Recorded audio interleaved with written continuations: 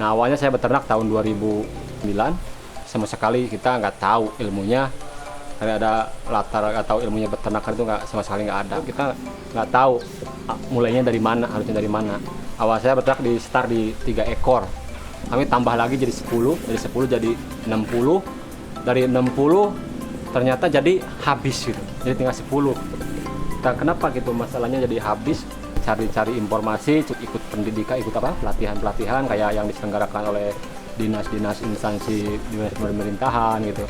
Kita ikutin, ternyata ketahuan malnutrisi itu ujungnya ya di pakan.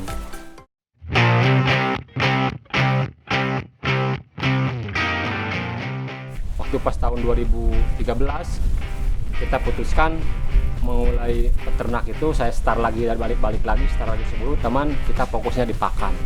Kenapa fokus di pakan ya? Tadi itu kita merubah pola caranya. Kalau biasanya dulu beternak itu kita mencari rumput, sekarang saya rubah jadi rumput mencari saya gitu, mencari peternak.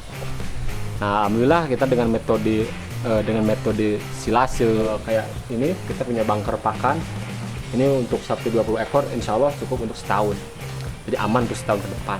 Kata orang kan impossible, tapi nyatanya alhamdulillah. Berpikir gini, kita punya sapi, udah sapinya aja dulu, punya kandang, punya sapi, rumputnya mana? Mencari itu bisa 1 jam, bisa 2 jam, bisa 3 jam, bisa juga tidak dapat. Kita dengan gunakan beternak tanpa istilah punya lahan, tidak harus punya lahan luas kalau kita mau membaca dan memanfaatkan potensi-potensi yang ada di sekitar kita. Nah yang kita terapkan, jadi kita kolaborasi. Kalau si A nggak bisa beternak, tapi dia mungkin kan bisa juga nanam rumput atau nanam jagung, karena ternyata dengan teknologi, dengan cara sistem kemitraan dengan masyarakat itu, kita kan jadi orang udah pada tahu sekarang jagung itu bisa laku. Kalau bilang orang sampah itu laku, ternyata orang jadi dijual, jadi pada berebut sekarang. Nah kita dengan ini, dengan sistem bekerja sama dengan petani yang ada di sekitar dunia kita nih, nah kita mendapatkan produk seperti ini, jagung, rumput yang kita bikin silase. Nah berarti kita kerjasama juga kan, akhirnya kita yang peternak punya rumput atau punya pakan, dia juga bisa jual pakan hasil pertaniannya. Alhamdulillah saya pada tahun 2019 kemarin saya dapat bantuan mesin ini, mesin untuk pengolahan pakan ini, namanya mesin silage baler. Ini sangat tepat. Saya juga ucapkan terima kasih ke pemerintah, terutama ke Departemen Peternakan, Kementerian Pertanian Peternakan. Ini yang telah membantu memfasilitasi saya mendapatkan alat peralatan yang ini sangat-sangat membantu sapi kita akan berkembang. Swasembada pakan, swasembada susu, swasembada daging, insya Allah tercapai.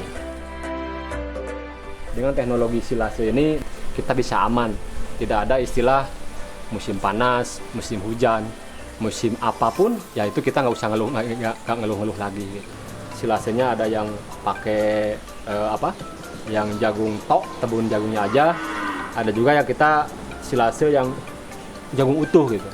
Ada 2 grade, bahkan ada juga kita bikin silase yang campur, ada indigo pera dan juga ada kaliandra.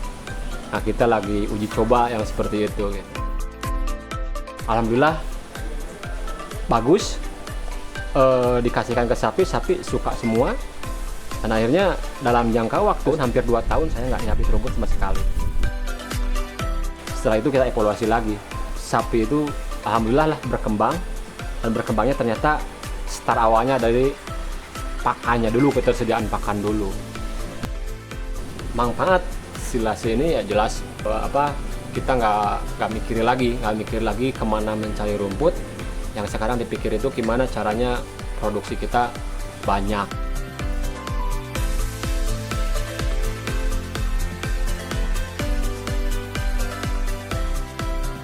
Nah ini kita berharap ada Pak Ahmad yang lain di lokasi yang lain, supaya betul-betul pakan ini menjadi bisnis begitu, menghidupkan roda ekonomi di daerah, atau diolah dalam bentuk silase, disimpan, untuk ketahanan pakan di masa-masa musim kering.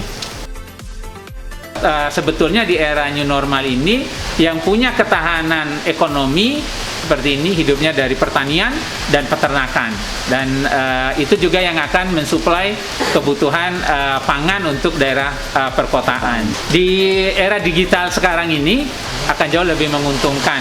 Jadi orang yang belum tahu jadi tahu, dan ini juga bahkan Pak Ahmad ini beliau sudah mengirimkan sampai ke Bali ya. Nah, sampai ke Bali nih produknya. Teman-teman di wilayah yang lain, ayo kita berpacu untuk menyiapkan diri kita dalam rangka penyediaan pangan untuk masyarakat secara luas. Pak Ahmad sudah menggunakan pakannya yaitu dengan menggunakan silase, dan silase ini hasilnya lebih baik dengan penggunaan daripada rumput yang segar. COVID-19 tetaplah kita mah bekerja, Pak. Bahkan malah tambah giat kalau kita sebagai peternak berhenti misalkan, ya mana ada susunya, mana ada dagingnya. Kayak kemarin tuh ada suatu daerah yang diisolasi, yang dikarantina, sapinya kita suplai pakannya yang sebanyak 40 ton lebih lah gitu untuk sekian belas hari. Hari para petani peternak milenial, kita wujudkan bank pakan untuk swasembada protein hewani demi ketahanan pangan Indonesia.